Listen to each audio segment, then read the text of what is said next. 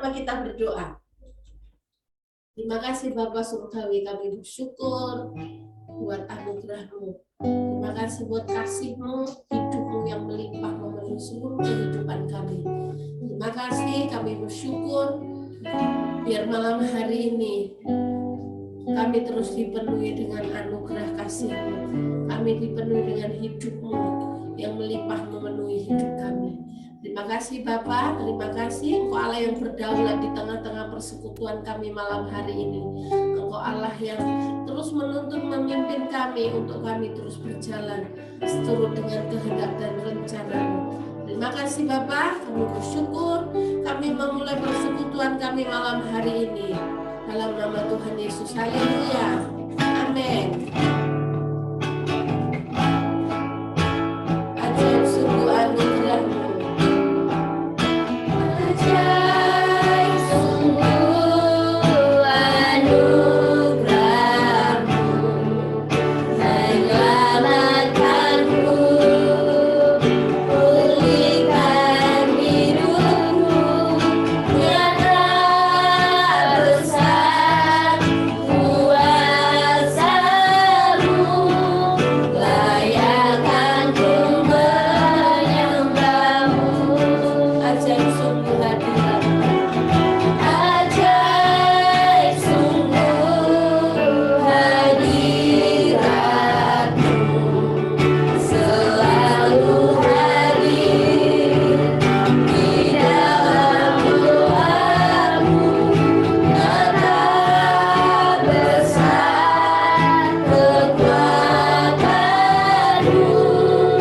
Begitu nyata di hidup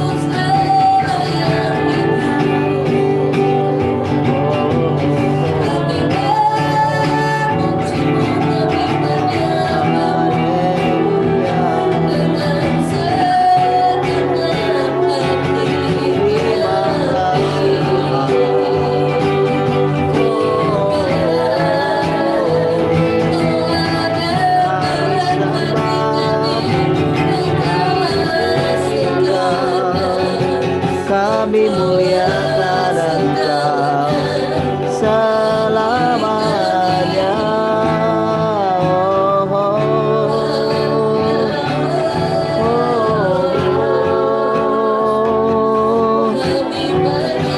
Kau yang kami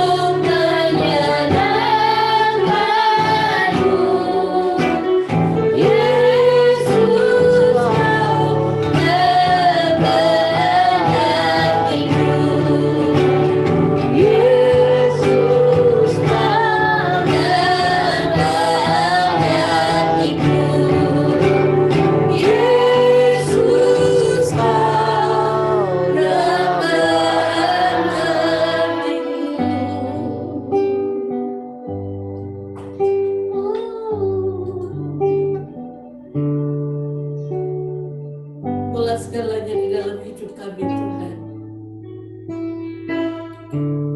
Tidak ada yang dapat menggantikan Engkau di dalam hidup kami. Tidak ada yang dapat memisahkan kami dari kasih-Mu. Terima kasih. Setiap hari kami boleh mengalami Engkau nyata di dalam hidup kami. Itu yang membuat kami kuat, itu yang membuat kami tetap berpengharapan penuh kepada-Mu dalam hari-hari hidup kami. Engkau Allah yang terus membawa mata kami untuk terus memandang kepada-Mu. Apapun keadaan kami hari ini, apapun keberadaan kami saat ini, Engkau Allah yang penuh dengan kasih, yang terus mengajari kami dengan kesabaran-Mu untuk kami boleh memahami apa yang Kau ingini, apa yang menjadi isi hati-Mu hari-hari ini. Terima kasih Tuhan, terima kasih. Engkaulah dambaan dalam hidup kami, Engkaulah segalanya di dalam hidup kami. Terima kasih, terpuji dan termulialah nama-Mu. Haleluya, haleluya, haleluya. Mari sama-sama kita katakan. Amin.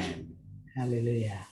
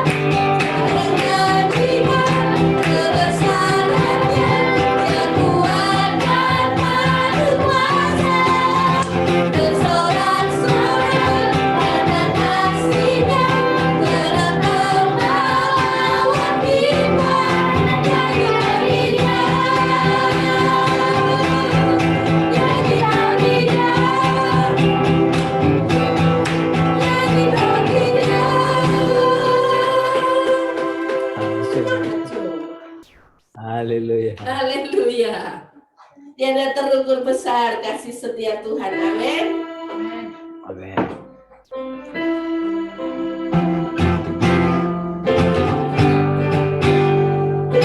Tiada terukur besar kasih setiamu Tuhan.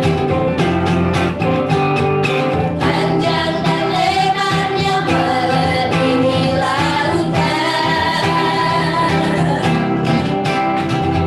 Jauh tinggi mengatasi langit, dalamnya tak dapat kuselami. Kasih setiamu besar selamanya. Kasih setiamu besar selamanya. Tiada terukur besar kasih setiamu Tuhan. Tiada terukur besar kasih setiamu Tuhan.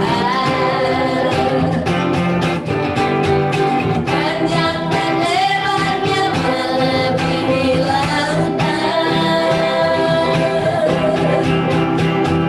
Jauh tinggi mengatasi langit, dalamnya tak dapat diselami.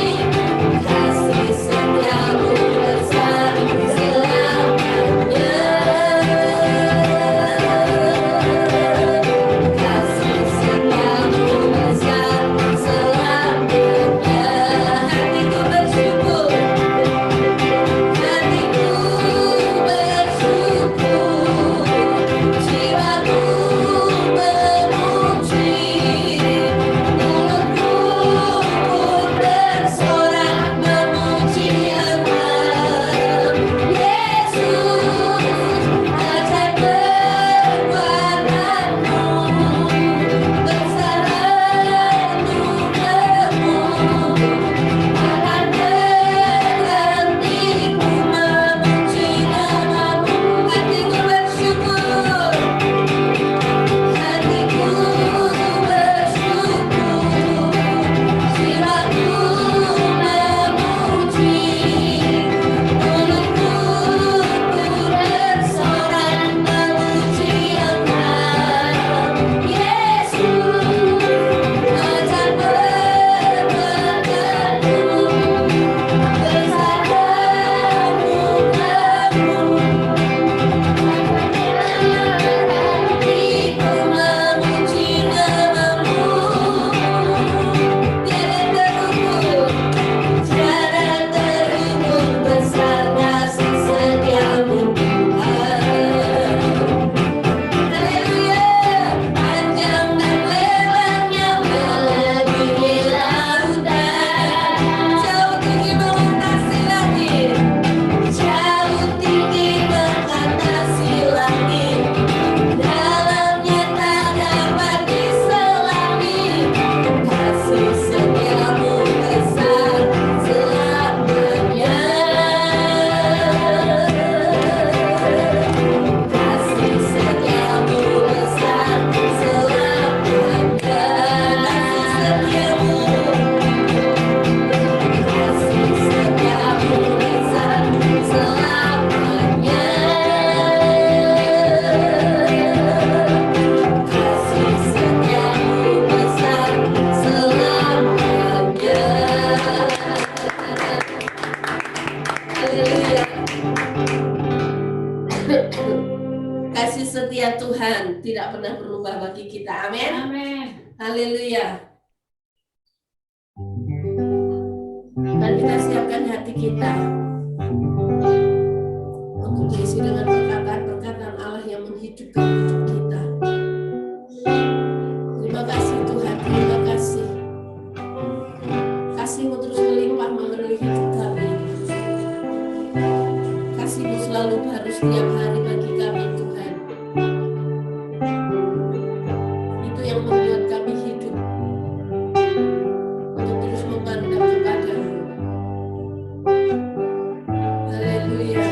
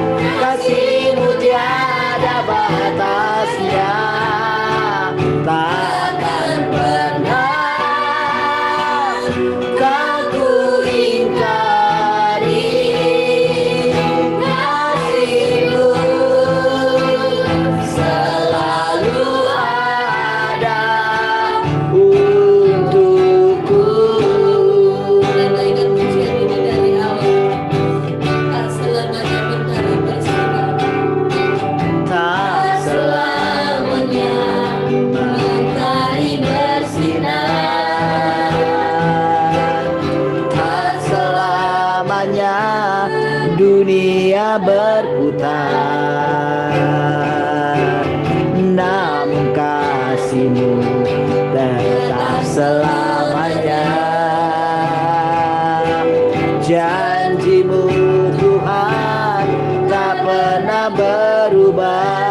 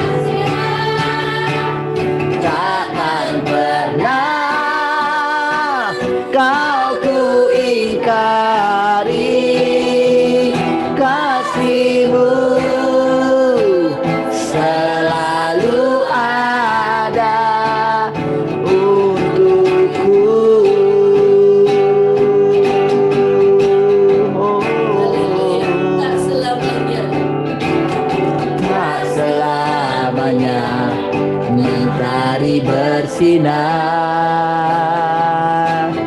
tak selamanya dunia berputar, namun kasih-Mu tetap selamanya. Janji-Mu Tuhan tak pernah berubah. Selamanya ku cintai tempat kediaman-Mu Tuhan. Selamanya ku kagumi kasih-Mu tiada batasnya. Takkan pernah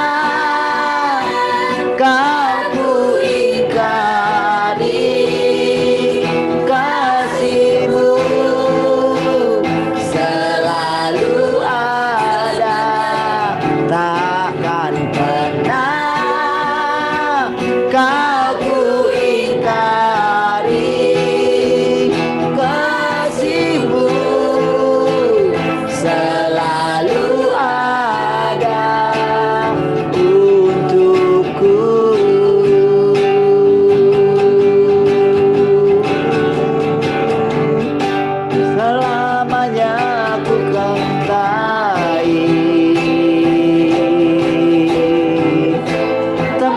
kediaman-Mu Tuhan.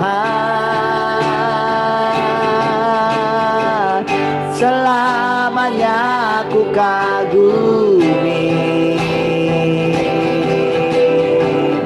kasih-Mu tiada batasnya. Takkan pernah Kau ku ingkari, kasih-Mu selalu ada. Takkan pernah Kau ku ingkari, kasih-Mu selalu. Sekali katakan takkan pernah, takkan pernah Kau ku ingkari, kasih-Mu selalu. Sekali katakan takkan pernah, takkan pernah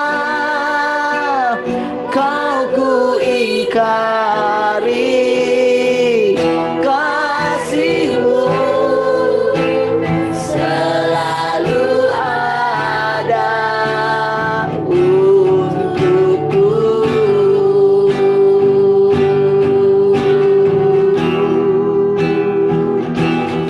Oh, kasih-Mu selalu ada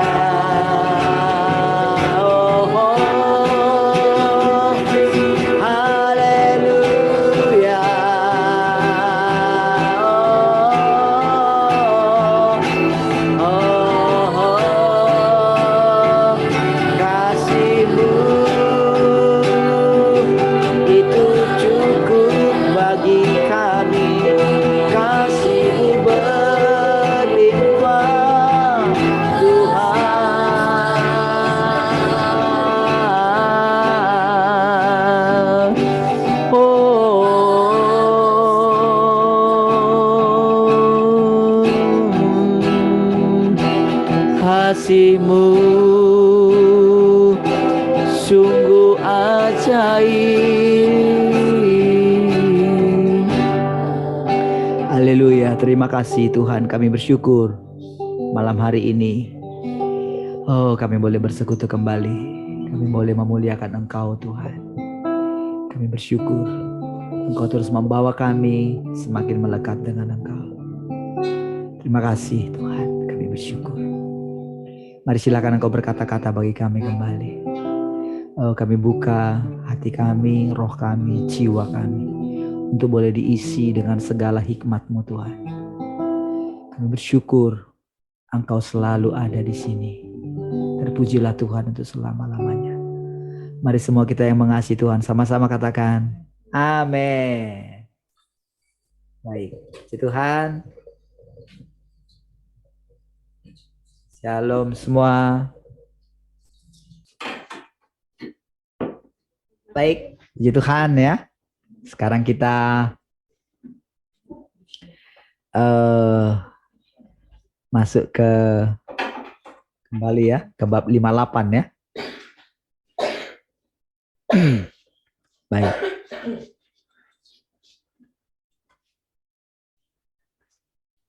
Oke, ini dia ya bab 58 ya.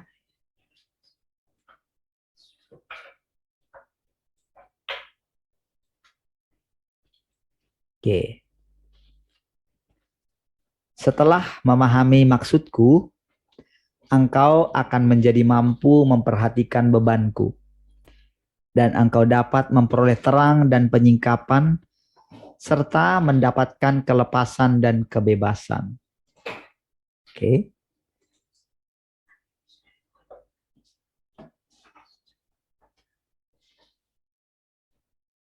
Oke.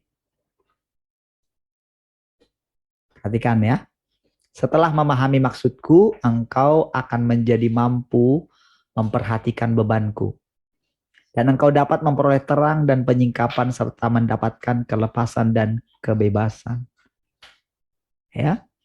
Jadi saudara, setelah sekian waktu hasil dari perenungan dulu di kaki Tuhan, menjadi taat gitu ya,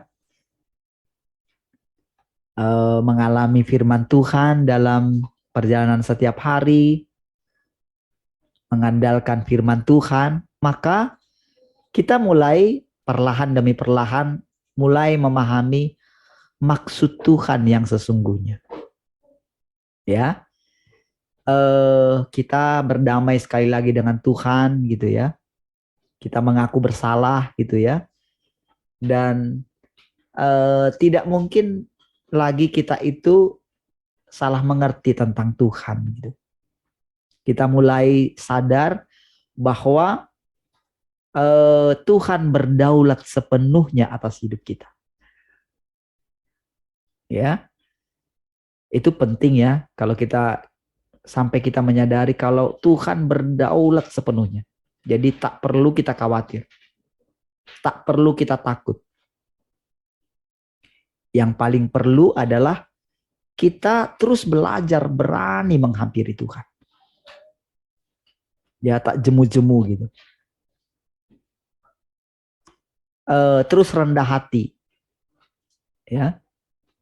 Rendah hati itu saudara tidak pernah merasa bahwa kita sudah memperoleh Tuhan gitu. Tidak pernah merasa kalau kita itu sudah mencapai satu tingkat tertentu. Ya, biarlah Tuhan yang memuji kita, gitu. Bukan kita yang mengangkat diri kita. Biar Tuhan yang mengangkat. Biar Tuhan yang merampas kita dibawa ke tahtanya. Bukan kita yang memaksakan diri gitu. Ya.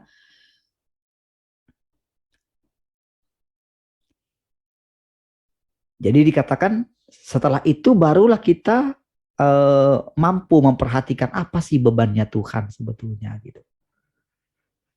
Tadi pagi kita sudah mulai ya disingkapkan gitu ya. Tentang apa yang menjadi isi hati Tuhan atau bebannya Tuhan yang paling dalam. beberapa hari. Kalau saudara ikuti ya, dari beberapa hari ini saudara, dia mulai ceritakan tentang apa ya, terus terang gitu, menceritakan tentang dirinya gitu. Ya, kenapa harus dilarang makan buah pengetahuan yang baik dan yang jahat gitu kan. Kita mulai paham bahwa eh, demi kita lah sebetulnya. Demi kebaikan kita lah manusia. Makanya nenek moyang kita dilarang makan itu. Masih banyak kehidupan ini, masih banyak yang harus kamu arungi gitu. Makanya di sana ada pohon kehidupan gitu. Ya. Pohon pengetahuan yang baik dan yang jahat itu adalah pohon kematian gitu. Jadi bukan masalah melanggarnya itu yang krusial ya. Tapi akibat daripada kalau makan itu, jadi akan jadi sama seperti Allah. Itu masalahnya. Jadi yang tadinya damai, jadi sengaja itu dipisahkan gitu. Jadi itu kan ada di dalam dirinya Allah, dua pohon itu. Pohon kehidupan dan pohon kematian gitu.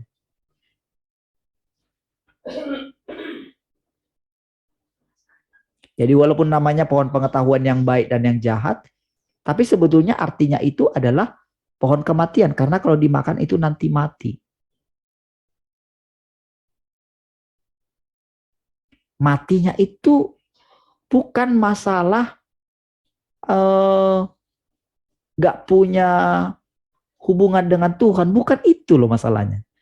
Itu para pendeta salah itu sebenarnya. Hilangnya komunikasi bukan. Bisa kok tetap. Buktinya Henok bisa. Opanya makan itu gitu. Apakah dia jadi keturunan lain gitu? Henok itu tidak. Tetap sama. Tapi kok dia bisa berkomunikasi dengan Tuhan? Kok Kain bisa mendengarkan suara Tuhan? Habel juga? Berarti salah ya. Nggak tepat sepenuhnya. Jadi arti kata mati di sana itu lebih ke arah, jadi nanti kamu mati itu apa ya? Ada sesuatu di dalam diri manusia itu nantinya apa ya? Jadi kacau gitu. Tadinya dia damai gitu.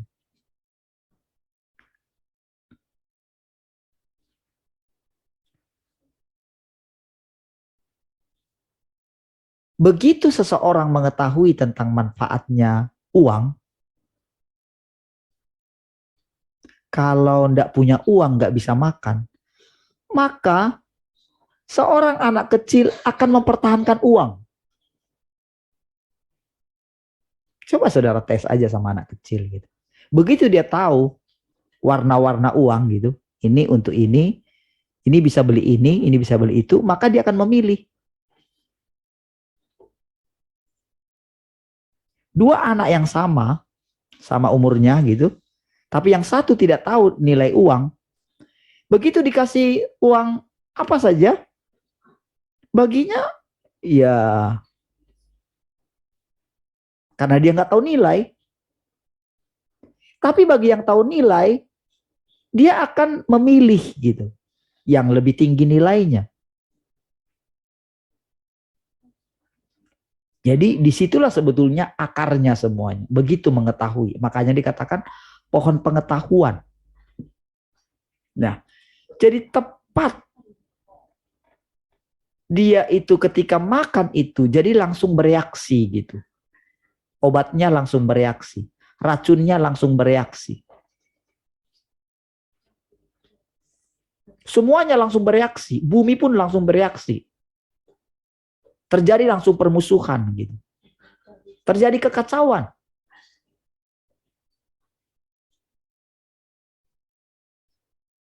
Tadinya masih tunduk, binatang-binatang masih tunduk gitu. Sekarang nggak lagi, karena terjadi kekacauan gitu. Nah, itulah yang dihindarkan oleh Tuhan supaya manusia itu tidak makan dulu gitu sebetulnya.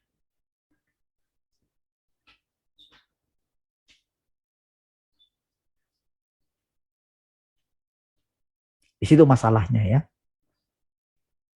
Nah, jadi sekarang saudara, Tuhan mulai ceritakan. Jadi begitu kita tahu ini ceritanya ya, begitu kita tahu, oh kita mau kembali sekarang sama Tuhan. Karena kan kita ini gambar perwujudan dari Allah gitu. Harus kokoh saudara dengan pengertian ini ya. Walaupun ya masih ada kekhawatiran, masih ada ketakutan, enggak apa-apa gitu. Tapi belajarlah merenungkan kebenaran itu gitu. Supaya kita bisa mengalami kelepasan dan kebebasan gitu. Jadi roh kita bisa terangkat. Dan tubuh kita mengikutinya gitu. Jadi dimulai dari kita menaklukkan pikiran kita ini.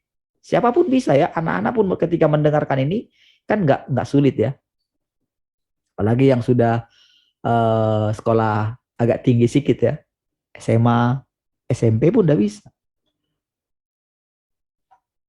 Siapapun bisa gitu.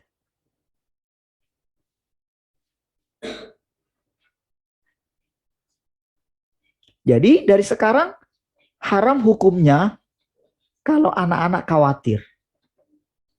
Nanti kalau kuliah gimana ya? Nggak perlu takut. Nanti kalau SMA gimana ya? Nggak perlu takut. Nanti kalau punya teman-teman yang baru gimana ya? Nggak perlu takut. Gitu. Nanti kalau teman-teman ada yang bandel, ada yang gimana gitu. Kalau badannya besar, dia ini saya, nggak perlu takut. Kalau sekolah negeri gimana ya? Nggak perlu takut. Kalau nanti saya satu kelas berteman dengan semua, ya nggak ada orang Kristen di sana, nggak perlu takut. Nanti kalau orang semua ngomong tentang masalah agama mereka, oh begini-begini, nggak perlu takut. Waktu di sekolah didiskriminasi misalnya, oh karena kamu ini, karena kamu Kristen, oh didiskriminasi gitu. Nggak perlu takut. Karena apa? Ada roh Allah di dalam kita. Tak ada sesuatu pun yang bisa menyentuh kita kalau tidak diizinkan oleh Tuhan. Itu mesti dipegang. Ya, mesti dipegang kuat-kuat. Waktu kita takut, disitulah pintu masuknya. Gitu ya. Itu latihan tiap hari. Jadi dengan pengertian itu, nggak ada yang bisa sentuh kita. Penyakit apapun nggak bisa sentuh kita. Nggak bisa. Nakut-nakuti iya bisa. Tapi kalau kita tidak takut, tidak akan bakalan bisa sentuh kita. Itu firman Tuhan. Ya, jadi disitulah kelepasan dan kebebasan kita gitu. Nah, ini akan membuatku puas dan membuat kehendakku bagimu terlaksana. Membawa didikan kepada semua orang kudus dan menjadikan kerajaanku kokoh dan kuat di bumi. Nah, kerajaannya itu nggak kelihatan. Gimana kerajaannya? Di dalam kita. Begitu kita membicarakan Tuhan ada di antara kita dan Tuhan sudah datang kedua kali.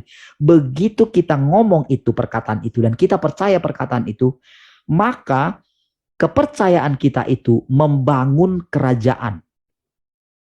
Membangun perlindungan gitu.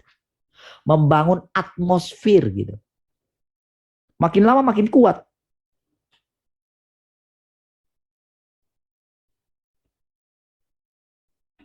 Mesti begitu ya. Jadi kita sekarang mengerti, apapun yang diujikan kepada kita, nggak perlu takut. Apakah seorang pemurni logam, dia takut dengan api yang akan memurnikan logamnya? Nggak takut. Justru dia butuhkan api itu. Kalau dia takut akan dikurangi, nggak akan jadi. Panasnya akan dikurangin sama dia. Padahal untuk memurnikan emas itu harus panasnya bisa 1000 derajat gitu. Kalau cuma 100 derajat, itu cuma memanaskan air aja.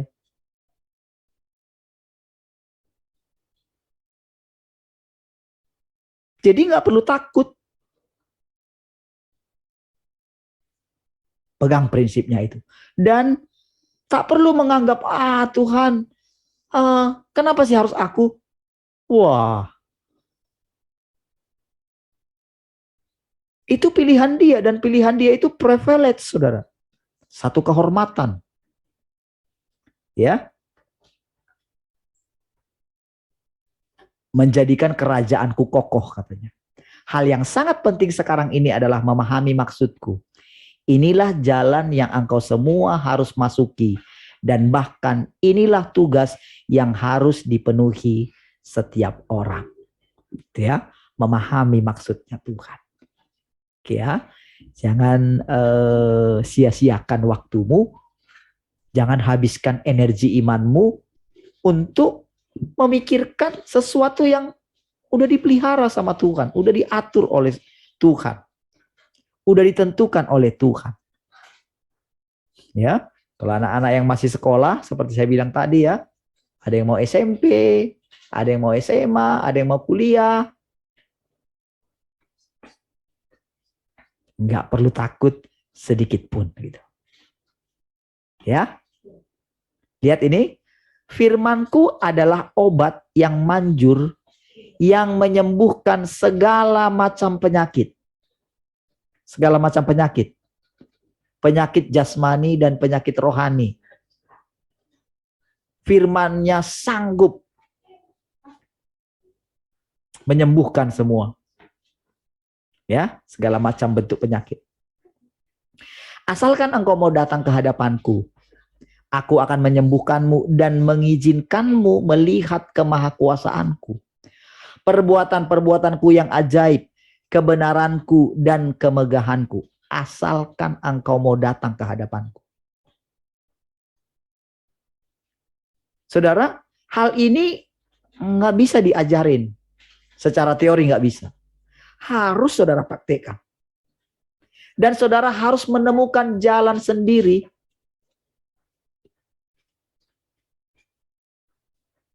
Pengalaman sendiri untuk memasuki hadiratnya Tuhan tadi. Harus punya pengalaman sendiri.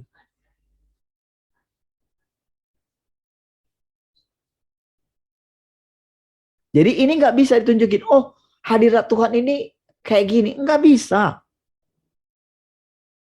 Harus pengalaman sendiri. Ibaratnya, saudara punya Tuhan sendiri. Ibaratnya Tuhan kita ini berbeda-beda. Jadi nggak bisa bilang begini, oh aku Kristen, aku menyembah Yesus gitu kan. Nggak bisa kayak gitu. Iblis pun tahu.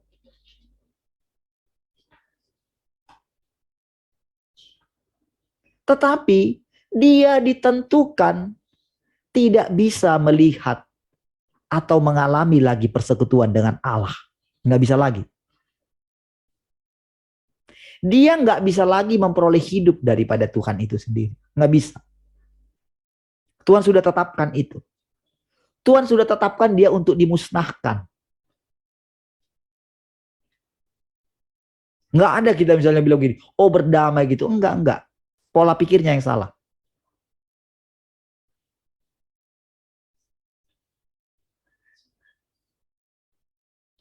Jadi ditentukan gitu.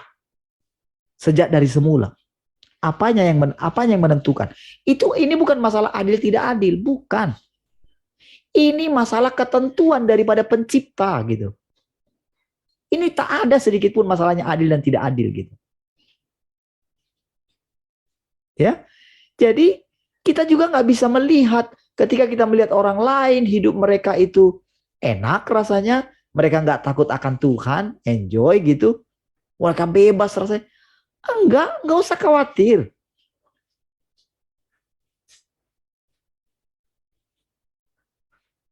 Nggak usah tuntut Tuhan supaya menyatakan keadilannya, tak ada gunanya. Justru ketika kita minta Tuhan menyatakan keadilannya, kita mundur ke belakang. Justru makin dibuat lama.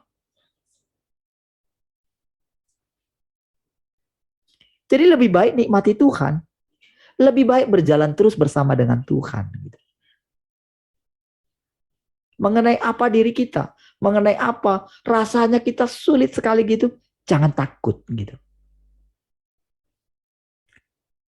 Apa yang sudah Tuhan tentukan tidak bisa berubah. Itulah kemahakuasaannya.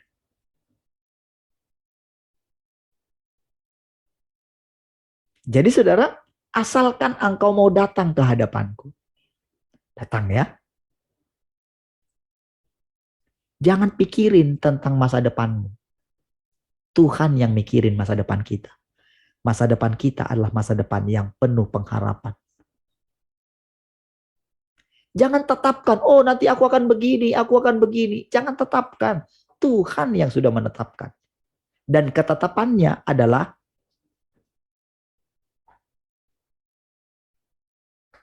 aku sudah mendapatkan engkau. Ketetapanku tidak berubah. Aku merancangkan engkau menjadi gambar dan perwujudanku. Pegang kekeh itu saudara. Oh, di sini yang dikatakan tadi kerajaannya makin kokoh. Oke ya, lihat perbedaan saudara sekarang. Saudara berbeda, kita berbeda karena kita menyadari kalau Tuhan memilih kita. Seteguh itu ya.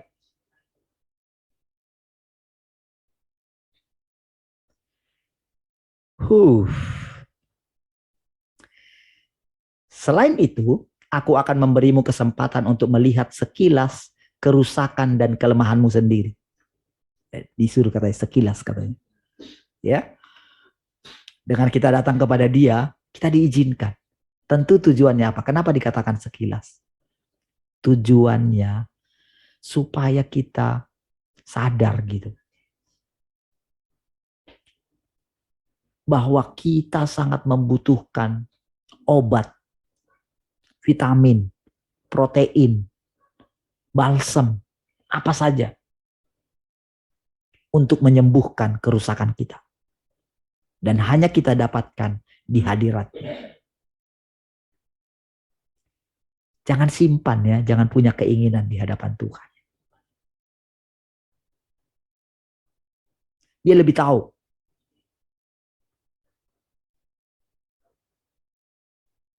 Dan kalau ada keinginan yang lain, aduh dia tahu.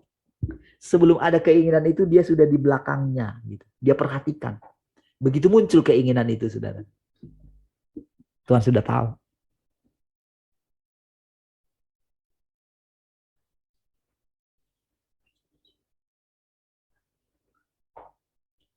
Jadi kita hidup bebas, kita hidup merdeka.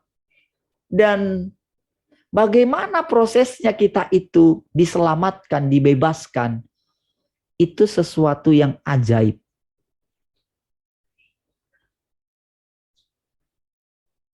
Itulah hidup itu, saudara.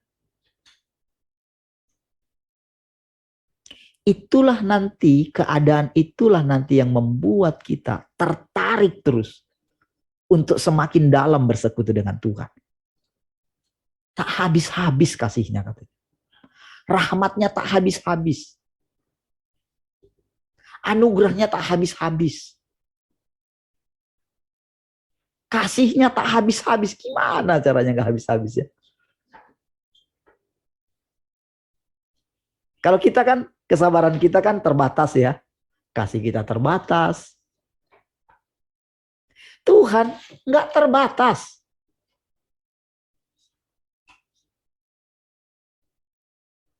Misalnya kita datang hari ini dengan perasaan kayak gini gitu ya. Rasanya sudah indah sekali. Besok saudara datang lagi. Aduh, bisa lebih indah lagi. Nggak tahu gimana caranya. Kalau mau saya bandingkan ya sekarang dengan dulu. Aduh, rasanya itu ya. Nggak terceritakan memang gitu. Makanya kan kalau dikatakan di sini, saudara, ketika dikatakan, disitulah aku akan mengizinkanmu melihat kemahakuasaanku. Kemahakuasaannya Tuhan itu bukan misalnya kayak gini. Kita panggil apa namanya, hujan turun gitu. Hujan turun. Datang petir. Bukan. Anak kecil suka kayak gitu, saudara.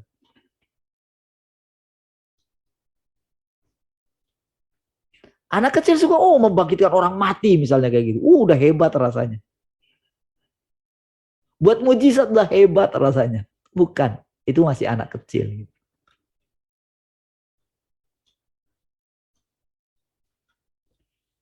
Kedahsyatan Tuhan, kemahakuasaannya, itu pertama-tama kita lihat itu lewat apa ya? Benar-benar kita mengetahui bahwa segala sesuatunya ini ada di dalam Dia. Ada hikmat di balik semuanya gitu. Bayangkan saudara, gimana lah caranya iblis itu sampai benar-benar nggak berdaya gitu. Padahal saudara, tadinya saudara, iblis itu kan dia sudah mulai menyadari di dalam dia itu ada kapasitas Allah gitu. Segala yang dikerjakan dia semuanya berhasil kan gitu kan. Hebat sekali gitu. Makanya dia mau menyamai yang maha tinggi, dia mau buat tata. Dia pikir kan setelah miliaran tahun mungkin kan. Kita nggak tahu kan.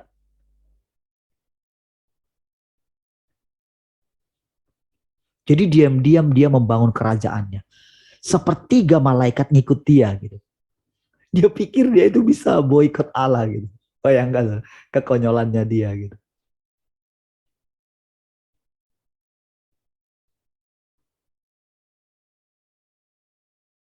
Dia pikir saudara dengan mau apa namanya dari setiap generasi ke generasi saudara, dia coba tipu terus umat Tuhan. Dia pelihara segala macam gitu ya. Dia ternakkan gitu ya. Dia pikir dia bisa melawan Allah. Yang dia tidak tahu saudara, bahkan apa yang dipikirkannya dia itu diketahui oleh Allah. Sampai batas tertentu saudara, kejahatannya dia, kelicikannya dia dibiarkan berkembang gitu. Tapi dia nggak tahu saudara, tadinya semuanya itu ada di dalam diri Allah. Dia nggak tahu gitu. Jadi ketika dia memanifestasikan kejahatan itu ya, sampai tidak seimbang gitu. Dia pikir dengan menyakiti Allah, dia pikir Allah itu gimana ya? Kayak tersakiti gitu ya. Padahal sekali dia berfirman, sekali Allah itu berfirman, dia bisa kendalikan semuanya.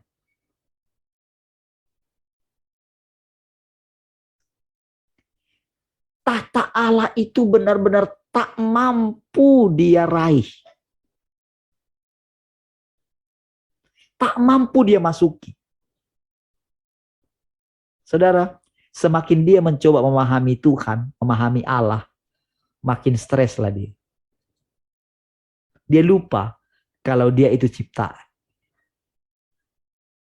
Tahukah saudara?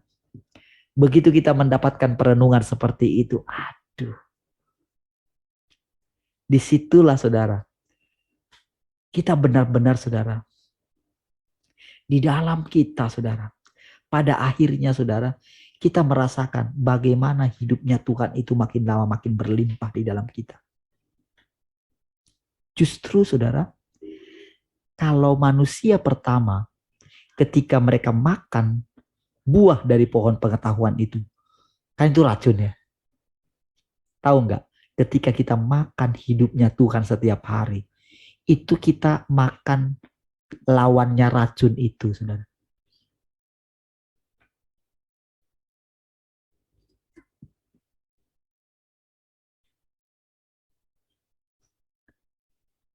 Selain kesembuhan bagi kita, tapi di dalam kita ini selain kesembuhan untuk kita ya, selain untuk apa namanya ya, menghancurkan racun-racun itu gitu. Di dalam kita itu terbentuk pokoknya lawan dari racun tadi lah. Gitu. Racun itu kan mengakibatkan kita itu takut ketemu Tuhan, kan gitu kan? Kita punya prasangka, segala hal yang negatif itu loh tentang Tuhan gitu.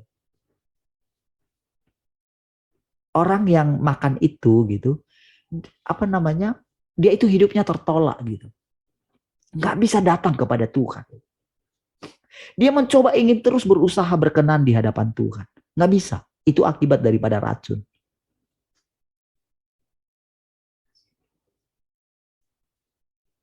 Jadi saudara, Taurat itu seperti sebetulnya menstimulasi dari bagian yang baik.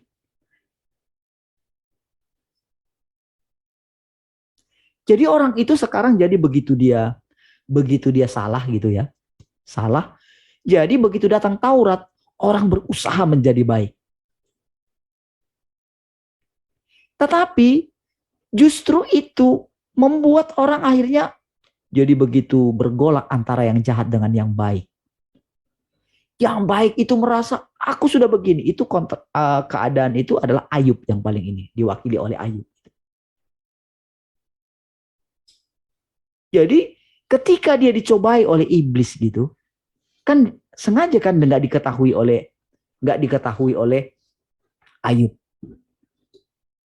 Dan iblis pun nggak mengetahui apa rancangan Allah terhadap Ayub. Nggak mengetahui. Dan Ayub pun benar-benar tidak sadar sesadar-sadarnya kalau memang dia dimanfaatkan oleh Allah. Kan pada puncak penderitaannya Ayub itu, kan sebetulnya kan dia menggerutu kan. Dia menyalahkan teman-temannya. Ketika terjadi pergolakan itu, saudara, kebingungan itu, tiba-tiba Allah tampil gitu. Langsung dia tutup mulut. Iblis nggak kelihatan lagi di sana. Kenapa iblis nggak kelihatan di sana? Emang nggak bisa dia di sana. Dia hanya bisa datang kalau diizinkan oleh Tuhan.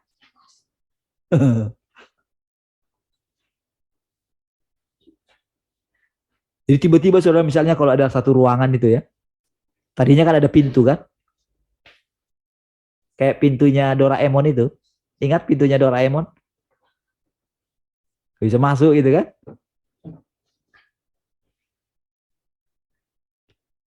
Begitu sudah dia lagi berurusan dengan si Ayub dan teman-temannya, pintunya ditutup.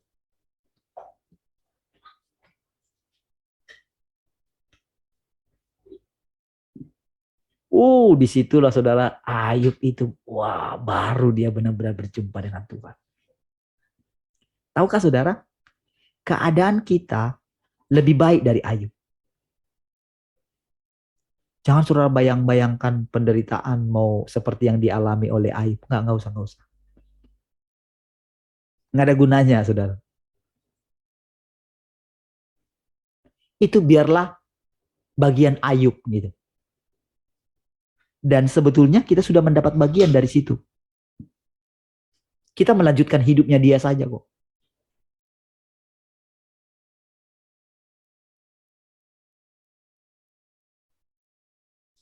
Jadi saudara, disitulah kemahakuasaannya Tuhan itu Tuhan tunjukkan kepada kita. Oke, jadi aku akan memberimu kesempatan untuk melihat sekilas kerusakan dan kelemahanmu sendiri. Aku sangat mengerti setiap keadaan dalam dirimu. Engkau selalu melakukan apa yang ada di dalam hatimu. dan tidak menunjukkannya keluar. Aku bahkan lebih jelas tentang setiap perbuatan yang engkau lakukan. Namun engkau harus tahu perbuatan mana yang kupuji dan mana yang tidak. Engkau harus membedakan dengan jelas di antara keduanya. Dan engkau tidak boleh memperlakukan hal ini dengan sambil lalu. Disinilah latihan kita, pelajaran kita. Ketika tampil keluar. Jadi setiap hari dalam perjalanan hidup kita yang pendek ini, saudara, manfaatkan gitu. Untuk belajar. Sekolahnya serius.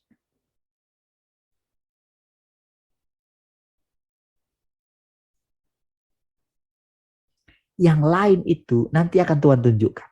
Tuhan akan tambahkan kepadamu. Kalau kita tepat di tempat yang Tuhan sudah tetapkan bagi kita, aduh, nggak ada pergumulan.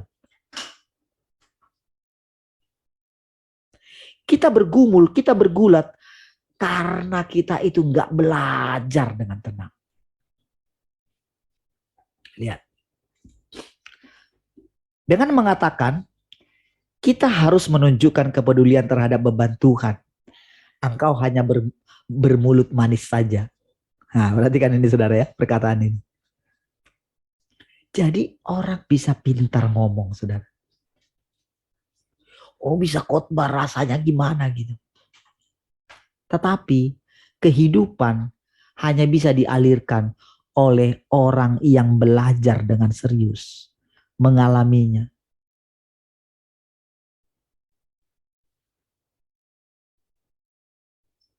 Itulah kehidupan yang bisa kita alirkan. Ketika engkau menghadapi fakta-faktanya, meskipun engkau tahu betul apa beban Tuhan, engkau sama sekali tidak memikirkannya. Engkau benar-benar tidak berpikir jernih dan bodoh, dan bahkan engkau sama sekali tidak tahu apapun. Ini menjelaskan betapa sulitnya menangani manusia. Yang mereka lakukan hanyalah mengucapkan kata-kata manis yang enak didengar. Seperti, aku sama sekali tidak bisa memahami maksud Tuhan. Tetapi bila aku berhasil memahaminya, aku pasti akan bertindak sesuai dengannya. Kita pikir kalau kita bisa pahami, apalagi kalau dulu kita kayak gini ya. Benar-benar ingin akurat mendengarkan suara Tuhan. Aduh.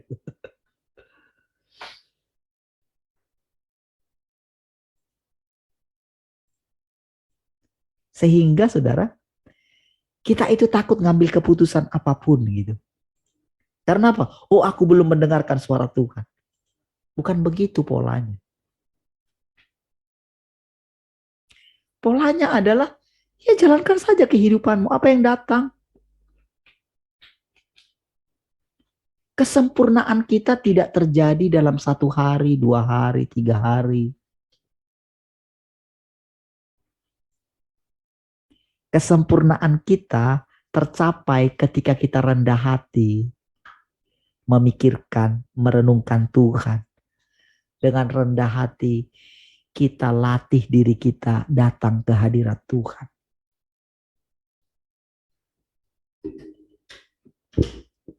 Di situ Tuhan akan menunjukkan. Kadang-kadang Tuhan gak tunjukkan.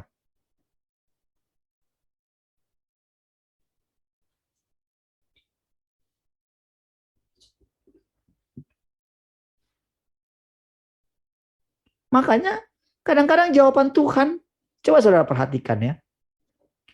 Kalau benar Tuhan itu melulu hanya punya belas kasihan, kenapa dia cuek terhadap permintaannya perempuan Sirofenisia?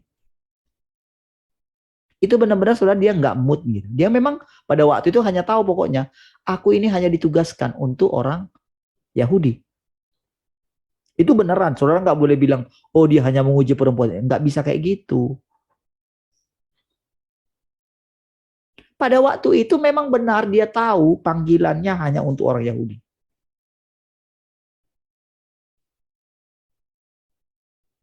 Itu sudah ditetapkan di awal gitu loh. Dan pada waktu dia cari Tuhan, cari bapaknya gitu, pagi-pagi itu, nggak Tuhan tunjukin. Nggak dikasih tahu kayak gitu. Dia secara manusia ya. Jadi benar-benar tidak baik melemparkan Roti yang harusnya diberikan kepada anak-anak diberikan kepada anjing.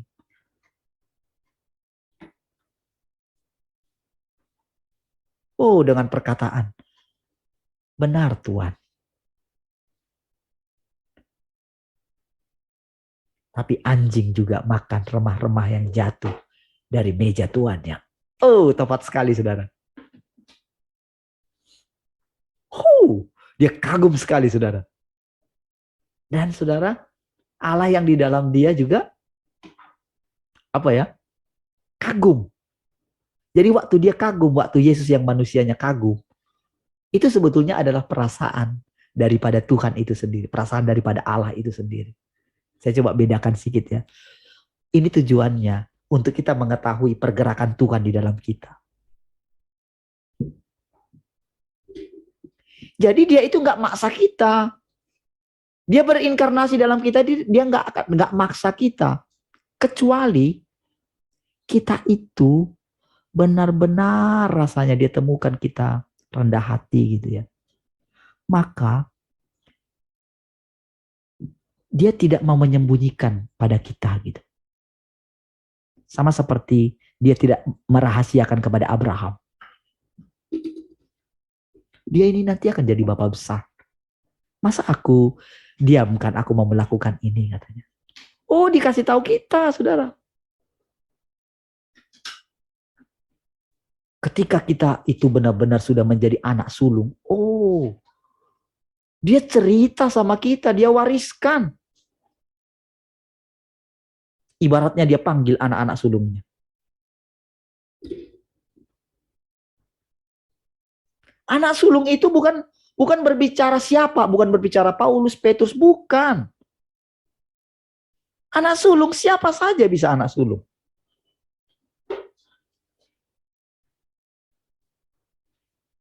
Makanya ketika ada orang ingin menjadi di sebelah kanan kiri, nggak bisa, itu nggak bisa aku tentukan katanya. Hanya Bapakku yang bisa.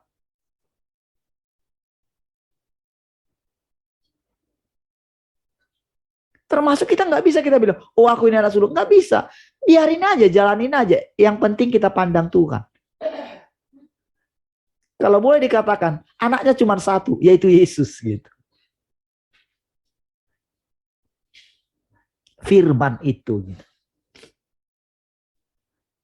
Kita hanya menghidupinya. Itulah kebebasan kita. Itulah kemerdekaan kita. Jadi, untuk kita pikul beban, itu urusannya Tuhan. Bukan urusan kita. Urusan kita, ikutlah aku, kata Tuhan. Saya harap saudara, dengan perkataan-perkataan ini, saudara menemukan kebebasan saudara, kemerdekaan saudara. Hari-hari yang akan kita lewati ke depan, itu menjadi sangat menyenangkan. Tapi bagi dunia, bagi orang-orang yang masih hidup di dunia, penderitaan akan masuk ke dalam mereka. Jadi sekarang lebih baik saudara berdamai dengan Tuhan.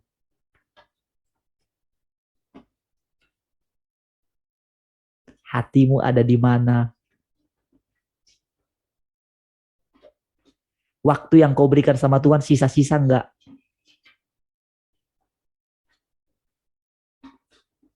Perhatian yang kau berikan sisa-sisa enggak? Sampai malam engkau habiskan waktumu untuk bekerja kah?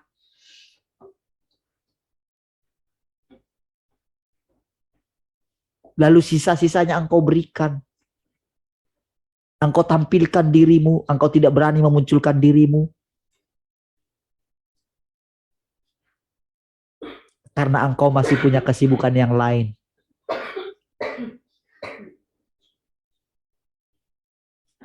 Ketika awal pagi-pagi, berkali-kali engkau mendengarkan perkataan, "Ayo siapkan waktu. Waktu mana yang kau berikan untukku?" Walaupun engkau tahu, bukankah ini keadaanmu yang sebenarnya?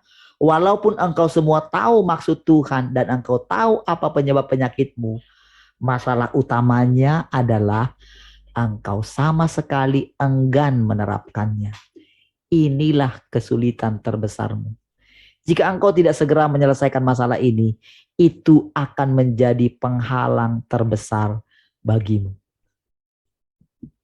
Apa nasihat Tuhan bagi kita, saudara? Ketika Tuhan katakan ini masalah terbesarmu,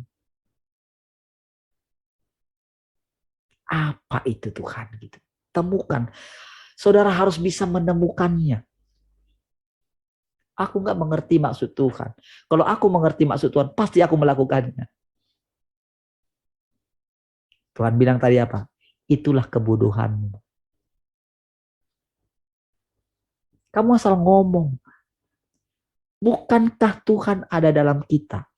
Bukankah Tuhan adalah jalan kita? Bukankah Tuhan adalah kebenaran kita? Bukankah Tuhan adalah hikmat kita? Lalu bagaimana kita katakan kita tidak mengerti maksud Tuhan? Nah loh, itu maksudnya loh. Kita menggali lubang untuk diri kita sendiri. Kita membuat masalah untuk diri kita sendiri. Kita nggak hidup dengan perkataannya. Kita nggak merenungkan firman-Nya. Kita tak pegang erat-erat gitu loh.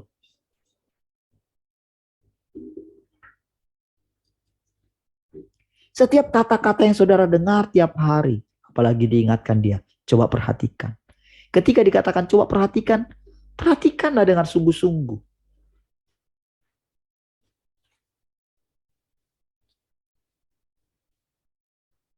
Saudara hanya orang yang menghargai yang akan bisa menemukan kebenaran.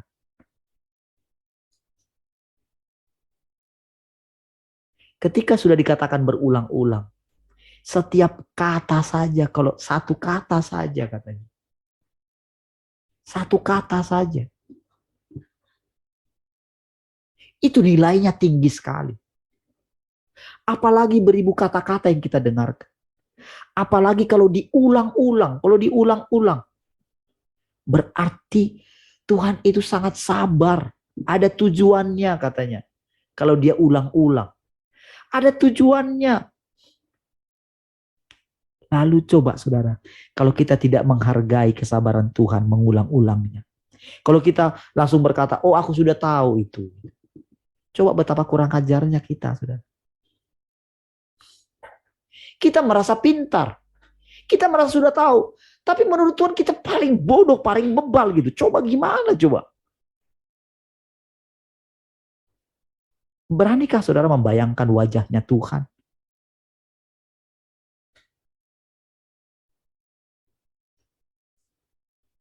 Saudara, kalau kita terus mengampuni diri kita, berarti kita sedang membuat Tuhan kita sendiri. Bukan Tuhan sebagaimana adanya Tuhan itu.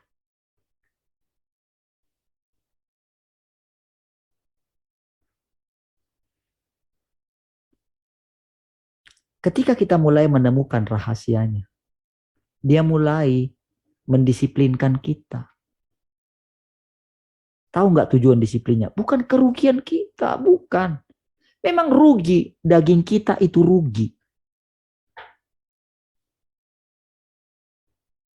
Jadi kalau daging saudara mengalami kerugian, berarti roh saudara sedang mendapatkan keuntungan.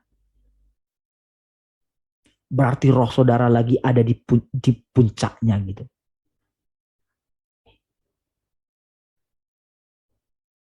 Maka daging saudara, tubuh saudara akan mendapatkan supply gitu. Segala racun-racun di dalamnya itu dibersihin semua.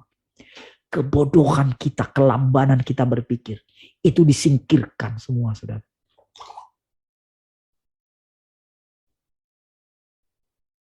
Saudara tahu, saudara, kenapa bisa mendapatkan penjelasan yang semakin jelas seperti ini? Ketika kita mulai menerima, mulai mempercayai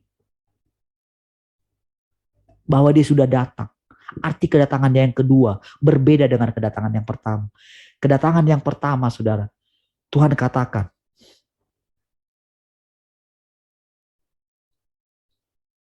engkau belum sanggup menerimanya, katanya. Tapi kedatangan yang kedua, kita sudah sanggup menerimanya. Bukan karena kita lebih daripada daripada murid-murid itu, bukan. Kita nggak boleh berkata begini, oh Tuhan seandainya aku seperti Petrus, seandainya aku seperti Paulus. Nggak bisa ngomong kayak gitu. Urusanmu ikutlah aku gitu. Itu aja urusan kita. Urusanmu datanglah kepadaku tiap hari. Iya, tapi Tuhan banyak sekali urusan. Oh ini mau ini, oh ini mau ini. Berarti kamu nggak ngerti firmanku. Berarti kamu belum mati. Kamu belum mau mati. Bukan kamu belum mati. Kamu merasa kamu masih hidup. Kamu merasa kamu masih bisa atur hidupmu. Telat.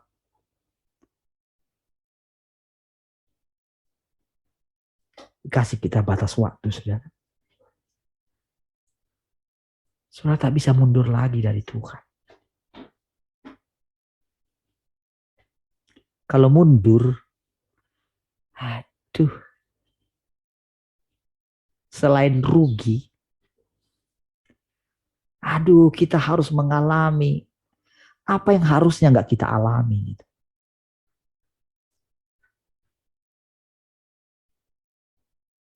Jadi ada konsekuensi dari pilihan Tuhan atas hidup kita. Dia lagi memperbaiki hidup kita. Lagi poles kita, lagi indah-indah. Kalau kita sengaja melanggar, merusak pekerjaannya. Oh, bayangkan saudara betapa marahnya dia.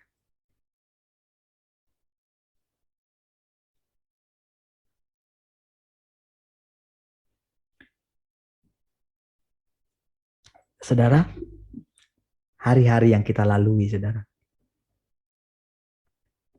Ketika dia menyatakan dirinya makin lama makin jelas kepada kita. Setiap hari. Semuanya ada buktinya, saudara. Semuanya ada buktinya kita alami dalam hidup kita. Tuhan tak habis-habis. Kasihnya nggak habis-habis. Hikmatnya nggak habis-habis. Perhatikan dengan seksama bagaimana kamu hidup. Setiap hari. Hatimu ada di mana? Jangan bilang hatimu melekat kepada Tuhan. Tapi ketika dia minta engkau benar-benar duduk di kakinya,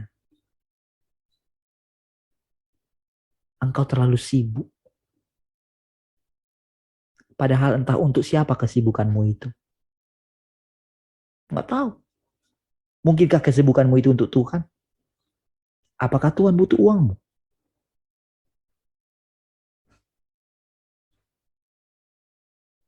Apakah memang engkau berikan uangmu untuk Tuhan?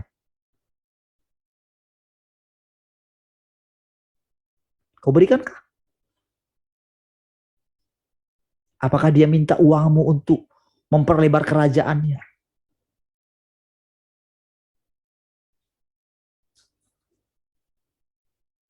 Enggak, dia enggak butuh. Atau aku butuh hatimu, kata Tuhan.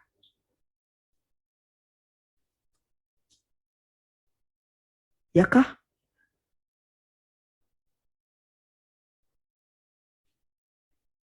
Aku butuh waktumu, kata Tuhan. Aku butuh perhatianmu.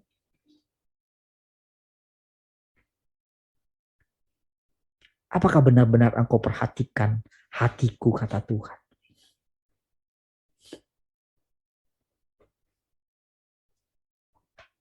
Iya, tapi Tuhan kan butuh ini kan Tuhan.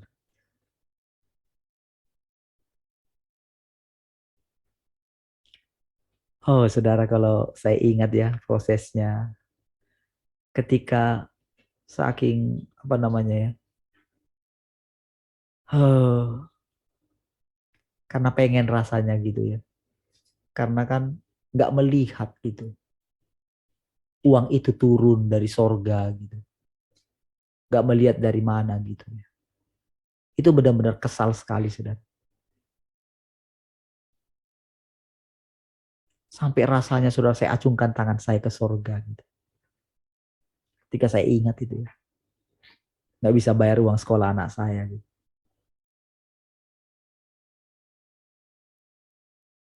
Anda kenapa harus ngalami seperti itu gitu. Itu benar-benar saya marah gitu. Tapi tahu saudara jawaban Tuhan apa? Itu dengan saat saya ingat lagi dalam keadaan panas itu. Saya dengarkan perkataan ini. Maksudmu engkau nggak sanggup pelihara aku. Pelihara engkau. Iya sanggup Tuhan. Iya sanggup benar. Tapi mana buktinya? Saya bilang gitu. Kok kayak gini? Gitu.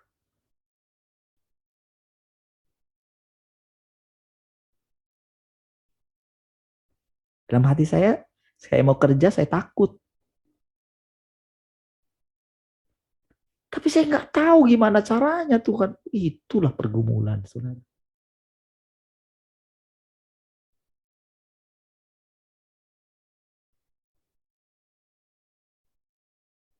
Tapi setelah melewati semuanya,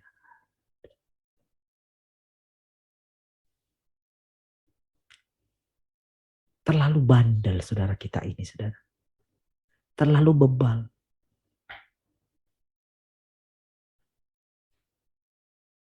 Kita nggak ingat dulu, saya nggak ingat dulu keadaan saya. Ketika saya nggak bisa kerja apa-apa, Tuhan pelihara. Istri saya nggak kerja, saya pun nggak kerja. Ketika istri saya coba berjualan kue, gitu. Apa itu nggak baik, saudara? Kok ya bisa jualan kue nggak laku? Gimana? Coba itu sudah bangun pagi-pagi loh, saudara. Apa kita nggak kesal? Kalau benar Tuhan itu ada, kok bisa nggak laku jualan kue itu? Kami melakukannya dengan sukacita. Kami cari pisang sampai kemana gitu untuk digoreng, bikin kerupuk pisang. Kami semangat carinya, saudara. Kenapa kok rasanya diperlakukan tidak adil? Ketika ngalamin itu semua. Ketika sudah lolos pun, saudara. Kadang-kadang kita masih bersungut-sungut seperti orang Israel.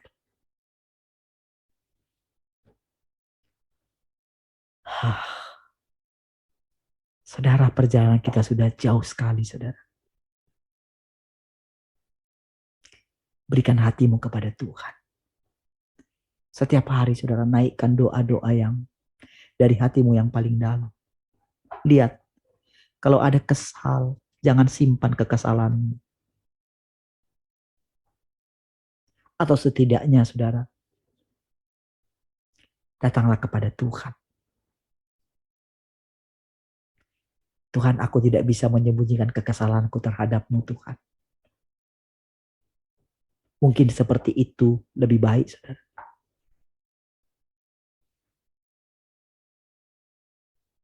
Ketika saya bicara berkali-kali seperti itu, sampai kapan kamu terus begini?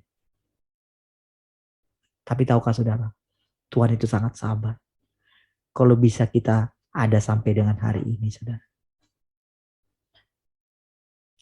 Itu karena ketekunan Tuhan terhadap kita. Saudara, kalau kita tiba di satu masa nanti, kita nggak tahu berapa puluh tahun kemudian, saudara, sampai kita didapatkan oleh Tuhan. Tapi bagi Tuhan itu, saudara, kayaknya rasanya, saudara, begitu kita punya hati seperti ini, saudara, bagi Tuhan, saudara, kita nggak pernah melakukan kesalahan. Enggak. Seperti itulah setiap kali kita datang dengan hati yang tulus.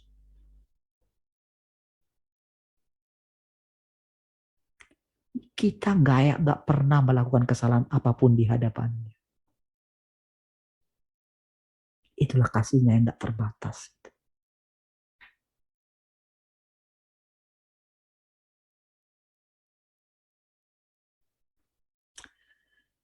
Sekarang tergantung kita semuanya. Ketika Tuhan tarik kita setiap hari. Gitu. Berubahlah cara pandang saudara terhadap pekerjaan saudara. Terhadap dunia ini. Berubahlah. Ini demi kebaikan kita, saudara. Dia sedang menyelamatkan kita. Dia on progress menyelamatkan kita. Dia sedang menyembuhkan kita. Oh, rasanya saudara. Kalau dia mau ceritakan semua segala kebaikannya kepada kita. Aduh. Baik, saudara, puji Tuhan. Kiranya, langsung senang semua. Begitu. Begitu dikatakan haleluya, langsung ketawa si Cika kan. Langsung tadi ngantuk-ngantuk, langsung ketawa dia senyum. Baik, puji Tuhan. Mari kita berdoa. Haleluya. Terima kasih Tuhan. Kami bersyukur malam hari ini. Oh, terima kasih Tuhan buat perkataan-perkataan-Mu yang menghidupkan kami. Yang menyegarkan kami. Terima kasih Tuhan. Bagi-Mulah seluruh hidup kami ini Tuhan. Oh, dalam istirahat kami malam hari ini kami boleh beristirahat dengan puas dalam hadirat-Mu sehingga besok kami bangun dengan tubuh yang fresh. Kembali bersekutu dengan Engkau. Terpujilah Tuhan untuk selama-lamanya. Mari kita semua yang mengasihi Tuhan sama-sama katakan, amin. Baik, puji Tuhan semua. Tuhan Yesus memberkati.